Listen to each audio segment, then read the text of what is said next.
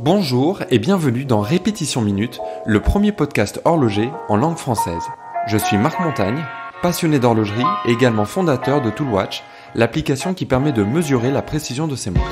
Dans ce podcast, je partage mon expérience de l'horlogerie et vais à la rencontre des collectionneurs et personnes qui font cette industrie.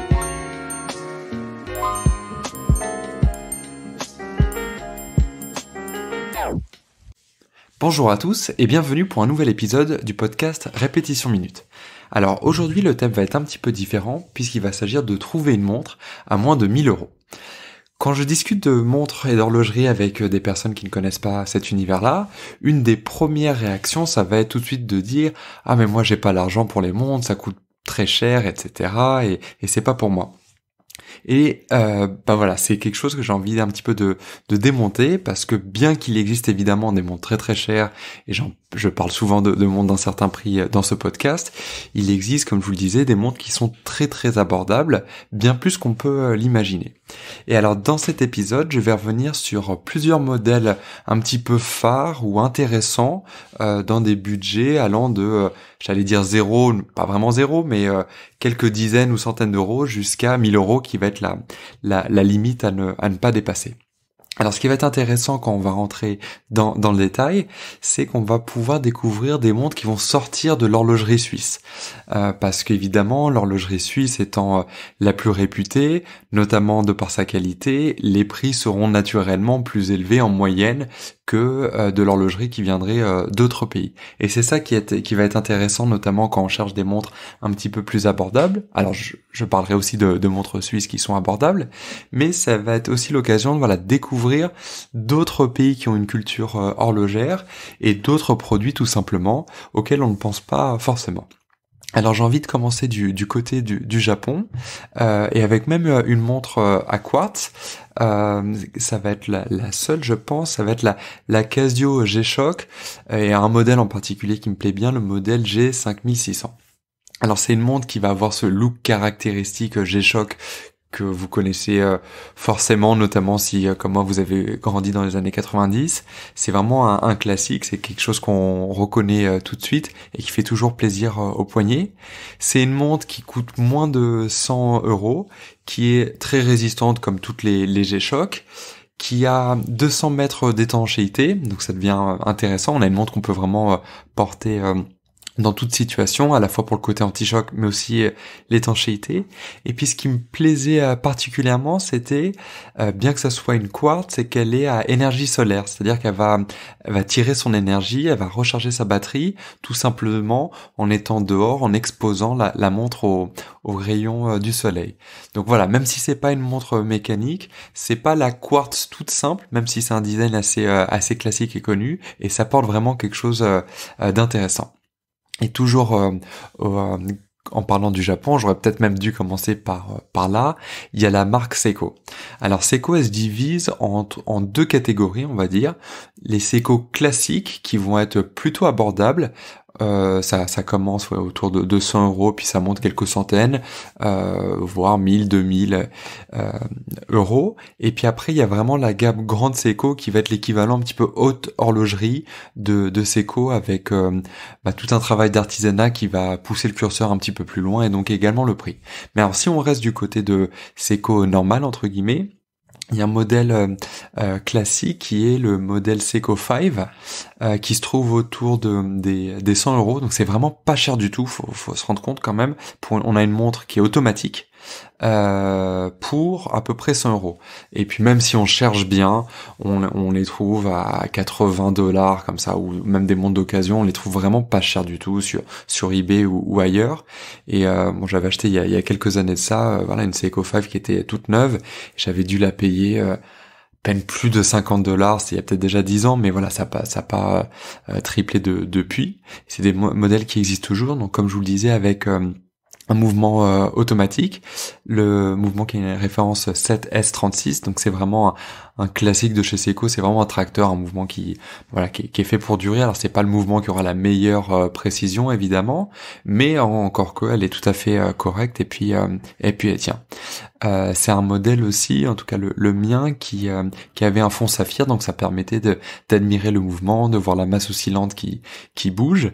Et ce qui est intéressant avec la Seiko 5, c'est qu'elle existe dans un nombre vraiment incalculable de combinaisons.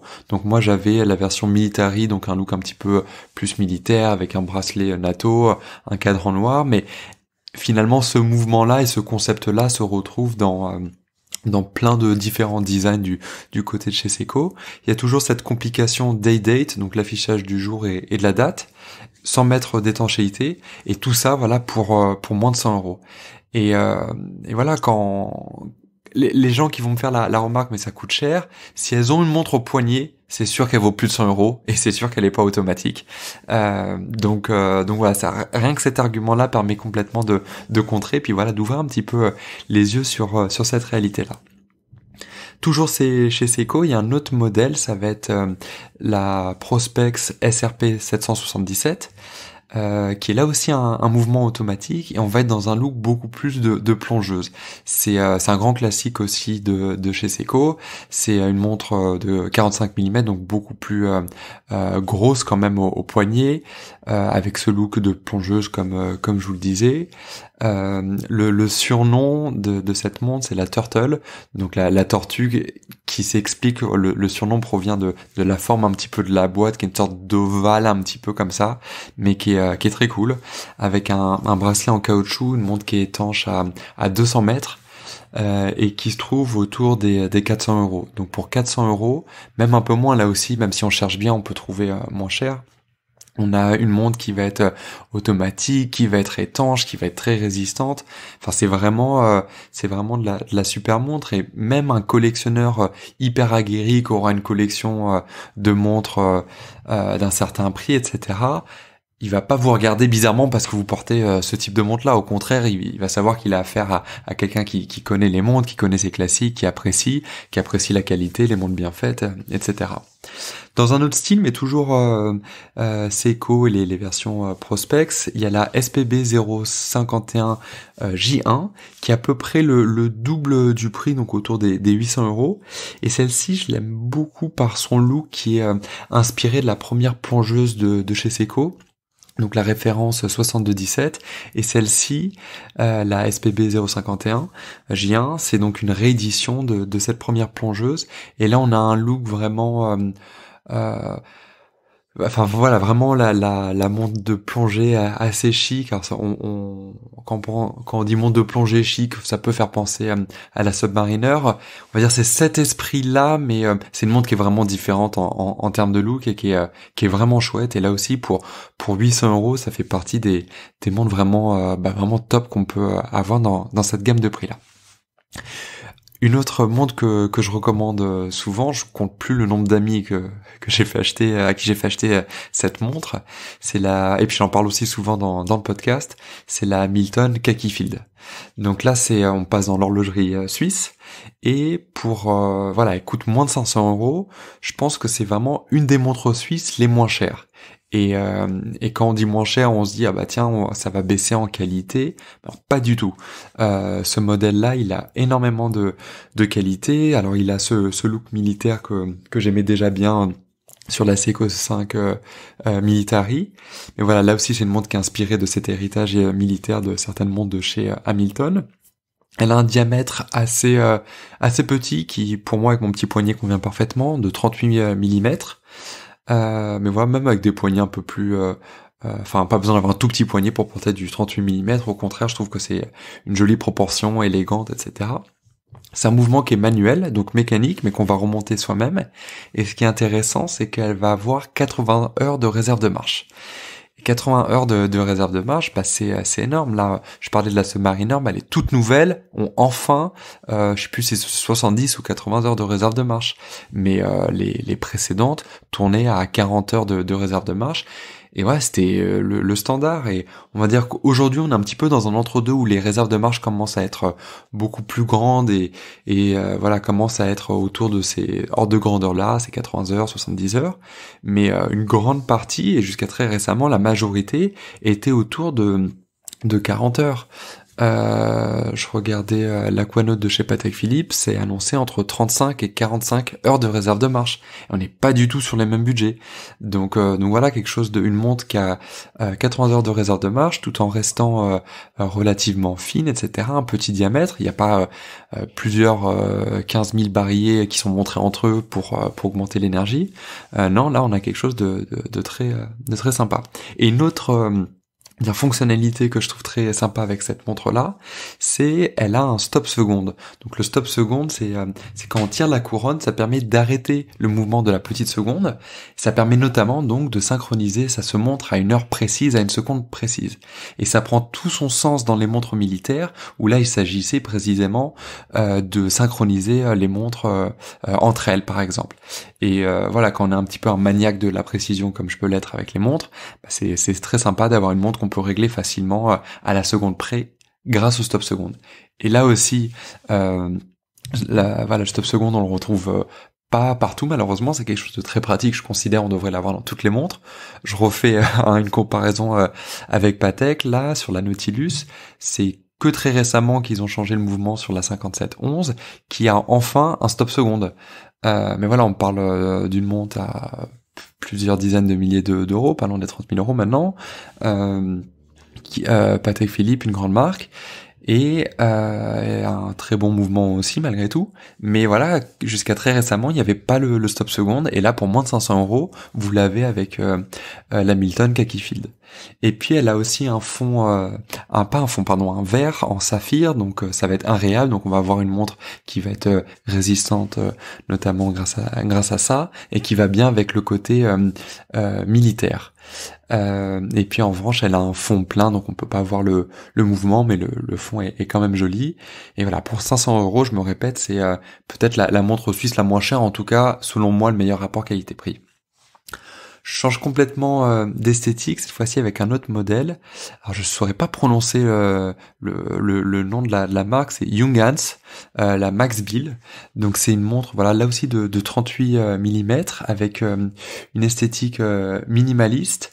De mémoire, on est dans les 300-400 euros. Et en termes de design, ça ressemble un petit peu, voilà, ce côté un petit peu germanique, minimaliste, à une sorte de Nomos un petit peu, une autre marque que j'aime bien, mais cette fois-ci en version plus accessible. Voilà, ces montres très fines, ces aiguilles droites comme ça, ces cadrans épurés. C'est voilà, encore une fois, le côté très minimaliste, et dans ce style-là, mais qui est un petit peu hors budget, puisque on serait plus autour des 1500, 2000 euros, mais c'est un modèle qui me plaît bien, et comme je mentionne la marque, j'aurais tort de pas le mentionner, c'est le chronoscope. Donc là aussi, c'est donc un chronographe, toujours Max Bill, Junghans, mais qui est toujours avec cette esthétique très épurée, très minimaliste, un très beau modèle, mais là on est un petit peu hors budget. Si on repart sur l'horlogerie suisse, une autre marque un petit peu entrée de gamme comme ça va être Tissot, et il y a un modèle qui est très intéressant, je trouve, c'est le modèle Ballade Powermatic 80.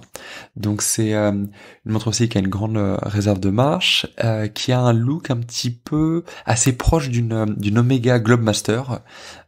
Les deux marques, que ça soit Omega et Tissot, appartiennent au groupe Swatch, donc il y a peut-être un lien notamment pour l'inspiration en termes de design. Mais donc voilà, ce look un petit peu Globemaster, mais en beaucoup moins cher, parce que voilà, on va être juste en dessous des 1000 euros. Voilà, montre ronde assez classique avec la date, cette fois-ci avec un fond saphir pour admirer le mouvement automatique. Puis ça va être un mouvement qui va être certifié chronomètre. Donc voilà, cette norme de précision qui voilà, c'est un peu une norme assez prestigieuse de précision, un classique de l'horlogerie, et c'est une des montres les moins chères qui est certifiée chronomètre. C'est une montre qui a aussi un spiral en silicone qui va lui permettre d'avoir une protection antimagnétique. Donc on va avoir vraiment ce côté montre pour tous les jours avec la date. Il me semble qu'elle existe en plusieurs versions de cadran. J'ai notamment en tête un cadran noir que je trouve très très élégant. Et voilà, pour moins de 1 000 €, on a une montre, je me répète encore une fois, mais automatique, fond saphir, la date, une belle marque suisse, mouvement certifié, chronomètre. On a vraiment quelque chose de très solide pour le prix. Si je passe maintenant en France, on a la marque Yema, qui est donc une marque française, qui a été relancée dernièrement. C'est une marque assez ancienne, je sais pas de quand exactement elle date, j'ai envie de dire années 50, en tout cas son âge d'or devait être dans cette période-là. Elle a été notamment relancée dernièrement via la plateforme Kickstarter, et elle a atteint des records un petit peu de financement sur cette plateforme. C'est des belles montres évidemment pour commencer, mais aussi une belle campagne qui était bien menée. Là j'ai vu dernièrement, mais au moment où j'enregistre ce podcast ça risque d'être trop tard, mais il y avait une campagne sur Kickstarter pour un nouveau modèle qui là aussi la dernière fois que j'ai regardé ça semblait bien se vendre, tout ça, avec des nouveaux calibres maison, des modèles en bronze, tout ça. Et là on va être dans des montres très joli en termes de design, avec un design beaucoup plus sportif dans l'esprit. Donc voilà, ça te démontre soit des plongeuses, soit des montres un petit peu inspirées automobile ou aviation, un petit peu les classiques, un petit peu des montres trop sport, mais bien faites avec beaucoup de goût, à la fois des modèles mécaniques ou quartz, et puis pour des prix qui sont très honnêtes, puisque ça commence autour des 500 voire moins pour les modèles à quartz, puis ça montait jusqu'à 1500 environ. Sur Kickstarter, on avait évidemment, comme à chaque fois sur les campagnes, il y a toujours des réductions qui sont faites, donc ça devait être des montres qui étaient peut-être 20 ou 30% moins chères du prix final dans le commerce. Mais voilà, c'est une marque que je vous invite à suivre, c'est assez intéressant ce qu'ils font, ils sont indépendants, c'est français, et c'est vraiment dans une gamme de prix qui est intéressante, et toutes ces montres-là, je pense que c'est les parfaits produits d'appel pour entrer dans l'horlogerie, et puis pour prendre ou reprendre cette habitude d'avoir une montre au poignet tout simplement. Et puis dans ces montres un petit peu, voilà, ces marques un petit peu indépendantes, françaises, Kickstarter, il y en a plein d'autres. Alors ça, j'avais déjà fait un épisode sur les micro-marques sur Kickstarter, ou pas d'ailleurs, juste les micro-marques. J'avais aussi fait une interview du fondateur de la marque Riskers, aussi une nouvelle marque indépendante. Et il y a une autre marque que j'aime bien aussi en termes de design, c'est la marque Baltic, qui est française aussi. Donc ça ressemble un petit peu d'une certaine manière. Je pense que je les mettrais dans la même catégorie que Yema.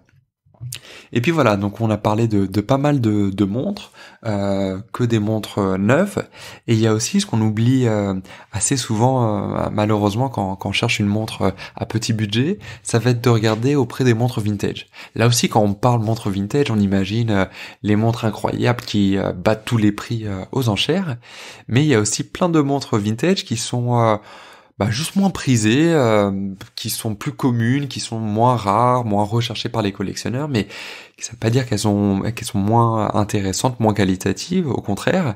Et là, il y a des très belles marques qui sont disponibles pour quelques centaines d'euros, enfin clairement moins de 1 000 €. Je pense à Omega par exemple, qui a plein de Seamaster vintage. Des fois même on peut les toucher à moins de 1 000 € même en or, mais sinon en acier sans souci. Zenith aussi, enfin plein de marques. Et je dirais, moi, si j'ai une marque que j'aime bien recommander, parce que c'est une marque qui me plaît beaucoup, c'est Jaeger-LeCoultre, parce que voilà, on a une marque qui est exceptionnelle, non pas qu'Omega et Zenith ne le soient pas, mais voilà, Jaeger pour moi c'est quand même quelque chose, c'est une histoire incroyable. Et voilà, c'est des montres, si on cherche des modèles années 40, 50, 60, on a une offre incroyable en ligne, notamment sur eBay. On trouve plein de modèles pour pas cher du tout. Alors des fois, même tout le temps, il faut faire attention sur l'état dans lequel on achète la montre. Encore que voilà, si elle ne fonctionne pas, ça peut être une occasion de l'acheter pour encore moins cher et juste de rajouter le prix de la révision, et puis on a une montre neuve ou prête à fonctionner, en tout cas fraîchement révisée. Donc ça c'est chouette. Mais voilà, comme toutes les montres vintage, il faut toujours faire attention, notamment le critère numéro 1, selon moi, c'est l'état. S'assurer que le cadran ne soit pas oxydé, piqué, que la boîte ne soit pas trop polie, etc. Que les aiguilles sont d'origine. Mais finalement, tout ça, quand on regarde un petit peu, quand on prend le temps, on commence à aiguiser un petit peu son œil et on commence à retrouver voilà les bonnes affaires, les montres intéressantes. Et ça va être l'occasion de voilà, redécouvrir un petit peu l'histoire, de se renseigner sur des modèles. Alors ça prend plus de temps que d'aller sur Hamilton.com et d'acheter la Khaki Field en 2 clics, mais c'est même plus sympa finalement de faire tout ce travail de recherche. On peut même voilà, pour des marques comme GGR, Omega, peut-être même Zenith aussi, demander un extrait d'archives. Enfin voilà, c'est quelque chose de très chouette et on n'imagine pas qu'une GGR le coultre, peut-être même en or, ou elle existe aussi en plaqué, mais je recommande pas trop d'acheter des montres plaquées, c'est un peu un entre-deux, c'est moins rigolo. Mais on peut trouver même des montres en or massif, 14 carats par exemple, disponibles dans cet ordre de prix là, si on cherche bien. Une autre astuce, ça va être de regarder un petit peu les montres aux enchères. J'avais déjà fait un épisode, il me semble que c'était le numéro 8 du podcast qui parlait d'acheter une montre aux enchères, et là aussi il y a de très bonnes affaires à faire.